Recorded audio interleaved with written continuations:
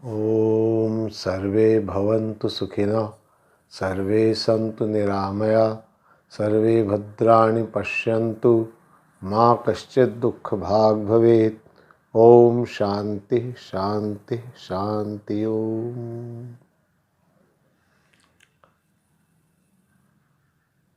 आइए श्री हनुमंत लाल जी की चर्चा हम प्रारंभ करें।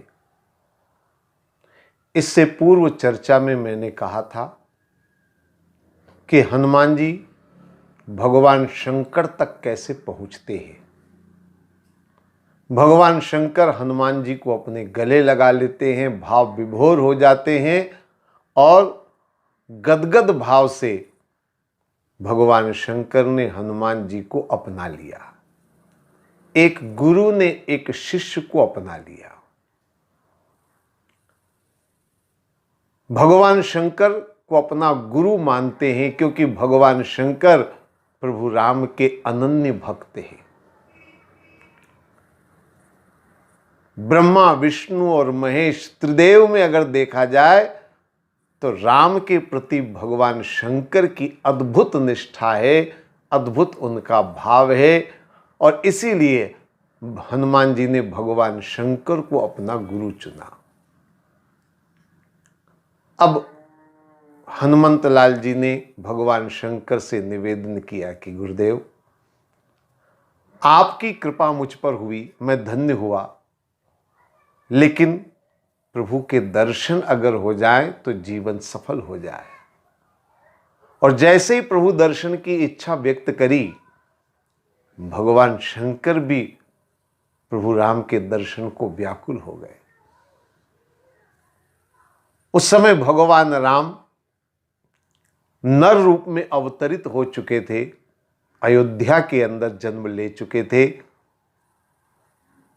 भगवान शंकर को तो मौका मिलना था। जैसे ही हनुमान जी ने कहा प्रभु के दर्शन करना है, भगवान शंकर बोले चलो। भगवान शंकर और हनुमान जी दोनों दर्शन के लिए चल पड़े। लेकिन अब राम तक पहुंचे कैसे? अगर भगवान शंकर अपने निज स्वरूप में जाएंगे तो भगवान शंकर की पूजा स्तुति तो होगी, लेकिन प्रभु को पाने का जो आनंद प्राप्त होना चाहिए वो नहीं हो पाएगा। इसलिए इन्होंने सोचा कि कोई और रूप लेकर के प्रभु राम के दर्शन को पहुंचा जाए। दोनों गुरु और शिष्य बैठे थे, कैसे करें प्रभु के दर्शन। अचानक विचार आया और विचार ये आया कि भारतीय समाज में और खासकर महिलाओं में अपने बालक के भविष्य को जानने की सदैव उत्कंठा और जिज्ञासा रहती है। तो क्यों न हम ज्योतिषी बन जाए। तो भगवान शंकर ज्योतिषी बन गए, हनुमान जी उनके शिष्य बन गए। गुरु और चेले तो थे ही। ज्योतिषी का भेष बना लिया भगवान शंकर ने, हनुमान जी ने झोला उठा लिया और अयोध्या के अंदर राजमहल के सामने थोड़ी दूरी पर एक जगह बैठ गए। अपना खोल लिया उन्होंने। आते जाते हुए एक दो मुसाफिरों की नजर पड़ी। पता चला ज्योतिषी महाराज आए हैं, बड़ी दूर से आए हैं, कैलाश पर्वत से आए हैं, हिमालय से आए हैं। लोगों ने अपना हाथ दिखाना शुरू किया। देवादिदेव त्रिकालज्ञ, जो भूत भविष्य वर्तमान की जानने वाले, ऐसे भगवान शंकर जिनसे कुछ भी छुपा हुआ नहीं है, वो जब किसी का भाग्य देखेंगे तो क्या कुछ छुपा हुआ रहेगा। ऐसा सत्य भविष्य फल बताना प्रारंभ किया। इतनी सटीक भविष्यवाणियां, जिसने भी हाथ दिखाया वो दंग रह गया। ऐसा ज्योतिषी तो कभी अयोध्या में आया नहीं। धीरे धीरे भीड़ लगने लगी और हनुमान जी को भीड़ संभालना मुश्किल पड़ रहा था। सबको कतारबद्ध लाइन से खड़ा कर रहे थे ताकि एक एक करके ज्योतिषी के पास आए। और असली मकसद तो उनका कुछ और था, किस तरह से महल तक पहुंचा जाए। अचानक एक महल की दासी उधर से गुजर रही थी। उसने देखा बड़ी भीड़ लगी। कौतूहलतावश, उत्सुकतावश उसने अंदर झांक कर देखा, पूछा मामला क्या है। बोले एक बड़े ज्योतिषी आए हैं, बड़ा सही बताते हैं। दासी ने अंदर झांक करके और अंदर आगे बढ़ने का प्रयास किया। पहले तो हनुमान जी ने कहा लाइन में लगी, आपका नंबर जब आएगा तब आपको मौका मिलेगा ज्योतिषी जी से मिलने का। दासी ने कहा मेरी किस्मत इतनी कहाँ कि मैं इतना रुकूं, मुझे तो वापस महल में जाना है, प्रभु राम की सेवा में उनके उठने का समय हो रहा है। हनुमान जी ने जैसे सुना, पता चला कि ये दासी है और महल के अंतरपुर के अंदर रहती है, तुरंत हनुमान जी ने एक वीआईपी व्यवस्था करी। सारी भीड़ को एक तरफ कर दिया, दासी को सबसे आगे कर दिया और बोले इसका भाग्य आप सबसे पहले देखो। अब भगवान शंकर ने भी बड़ा अद्भुत उसका भाग्य बताया। दासी तो सुनकर के गदगद हो गई, दंग रह गई, बिल्कुल एक एक बात सच सच बता दी। बड़ी प्रसन्न हुई। दासी ने कहा आपकी भेंट दक्षिणा क्या है। भगवान शंकर मुस्कुराए और मुस्कुरा करके बोले चेहरे से लगता है, स्वभाव से लगता है तुम राजमहलों की दासी हो। दासी ने कहा बिल्कुल सही कहा ज्योतिषी महाराज, आपने बिल्कुल सही कहा, मैं दासी हूं। तो शंकर जी बोले जो ज्योतिषी वेश में थे, बोले अगर दक्षिणा ही लेनी होगी तो राजा महाराजाओं से लेंगे, दास दासियों से क्या लेना।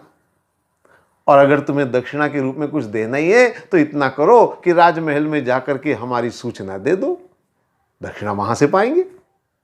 दासी ने कहा वो तो आप नहीं भी कहेंगे तो भी मैं जाकर बताने वाली हूं।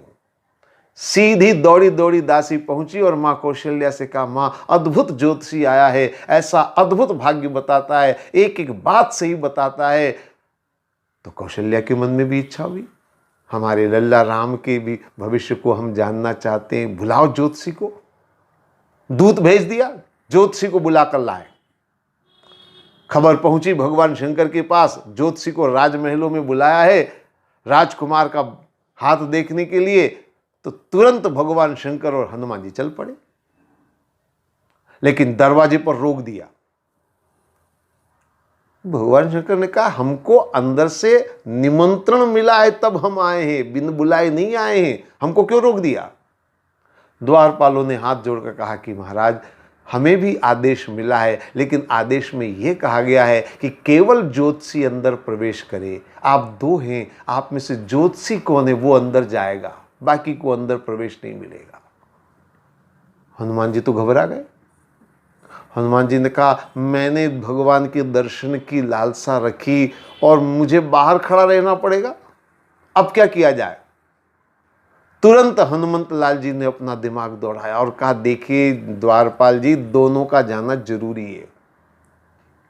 जो ज्योतिषी वो जाएगा, दोनों का जरूरी क्यों है। तो हनुमान जी ने कहा देखिए ज्योतिषी तो ये है, लेकिन ये बहुत वृद्ध हो चुके हैं, इन्हें आंख से ठीक से दिखाई नहीं देता है। छोटे बालक की छोटी छोटी रेखाओं को ये ठीक से देख नहीं पाएंगे, और अगर गलत देख करके गलत भविष्य बता दिया तो सब कुछ गड़बड़ होगा। इसलिए मुझे साथ रखा है ताकि मैं अच्छे से रेखाओं को देख करके उन्हें बता सकूं और तब ये उसका भाग्य बता सके। तो दोनों का जाना जरूरी है। ये बताने वाले हैं, मैं देखने वाला हूं। देखे बिना बताया नहीं जा सकता है, और बताने के लिए देखना जरूरी है, दोनों का जाना जरूरी है। द्वारपाल ने अंदर से अनुमति ली और दोनों को अंदर प्रवेश करने दिया। दोनों पहुंच गए, सम्मान पूर्वक बिठाया, उचित आसन दिया, कहा। और माँ कौशल्या ने कहा बड़ी कृपा करिए, आप पधारिए, बताइए मेरा लल्ला का भविष्य कैसा है, राम का भविष्य कैसा है। भगवान शंकर और हनुमान जी दोनों बड़े हैरान। भविष्य पूछ रही है माँ, राम का कहीं अता पता नहीं। अरे जिनके दर्शन के लिए हम आए हैं, हमारा असली मकसद तो उनके प्रभु के दर्शन करना है, और ये भाग्य पूछ रही है माई। तो धीरे से हनुमान जी ने कहा माई आप जिनका भविष्य जानना चाहते हो उनको तो लेकर आओ, तब तो हम आगे करेंगे, जानेंगे और बताएंगे। कौशल्या ने कहा बिल्कुल ठीक कहा। तुरंत राम को गोदी में लेकर के कौशल्या आई। और अपनी गोदी में लिटा लिया कौशल्या माँ ने और कहा, ये रहा लल्ला, अब आप भाष्य बताओ, अब आप भविष्य बताओ। प्रभु सामने हैं, दोनों मंत्र मुग्ध होकर के प्रभु राम के दर्शन कर रहे हैं। लेकिन जब राम सामने हो तो भाव विभोर होना स्वाभाविक है, और इस भावना में बह करके भगवान शंकर के मन में विचार आया, प्रभु जब यहां सामने आ गए हैं तो और करीब आ जाएं, परमात्मा को और करीब से पालूं। तो भगवान शंकर ने क्या किया, कौशल्या की गोदी में से भगवान राम को लिया, अपनी गोदी में लिटाया। अब जैसे ही अपनी गोदी में लिटाया, प्रभु का स्पर्श पाते ही भगवान शंकर समाधि में चले गए, समाधिस्थ हो गए, आंख बंद हो गई। कौशल्या 2 मिनट 3 मिनट देखती रही कि अब इनकी आंख खुलेगी, कुछ बताएंगे, कुछ बताएंगे। अब हनुमान जी बड़े परेशान, कहीं ज्यादा देर समाधि लग गई तो पोल खुल जाएगी, अब करें क्या। हनुमान जी ने कहा, एक बात तो पक्की है, प्रभु को पा लेने से समाधि में चले गए, अब इनको समाधि में से निकालने का उपाय क्या है। तो हनुमान जी ने क्या किया, भगवान को शंकर जी गोदी में से लिया, अपनी गोदी में लिटा लिया। अब जैसे हनुमान जी की गोदी में प्रभु राम आए, अब हनुमान जी समाधि में चले गए, प्रभु का स्पर्श पाती। अब भगवान शंकर की आंखें खुल गई, लेकिन हनुमान जी की आंखें बंद समाधि में। कौशल्या बड़ी परेशान, दासियां बड़ी परेशान, कभी ये आंख बंद करे, कभी ये आंख बंद करे, बताए दोनों नहीं। जिसके लिए सब उतावले हो रहे कि राम का भविष्य कैसा है, राम का भाग्य कैसा, दोनों सब जानना चाहते हैं, दोनों बताने को तैयार नहीं। कौशल्या ने राम को अपनी गोदी में फिर ले लिया।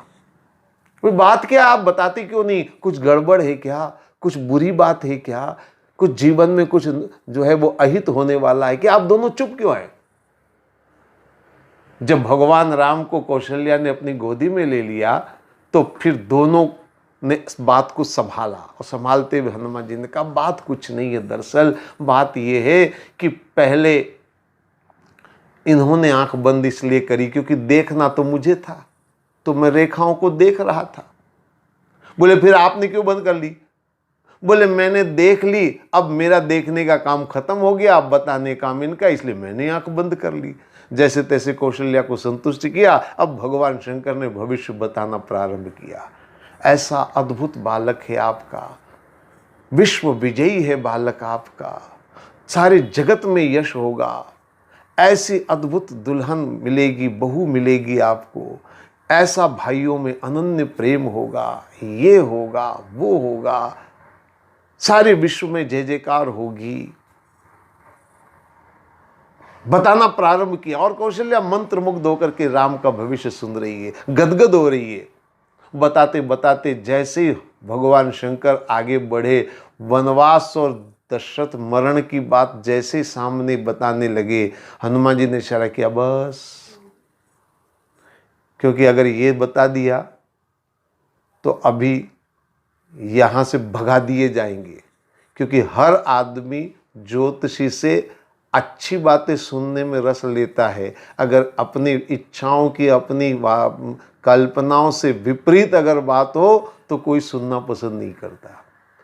तो कौशल्या ने कहा, और बताओ और बताओ, बात सब आनंद ही आनंद है, बड़ा अद्भुत होगा, विशिष्ट भी होगा, ये होगा वो होगा, बता दिया। अब कौशल्या ने कहा, बड़ी कृपा करिए, दक्षिणा भेंट पूजा।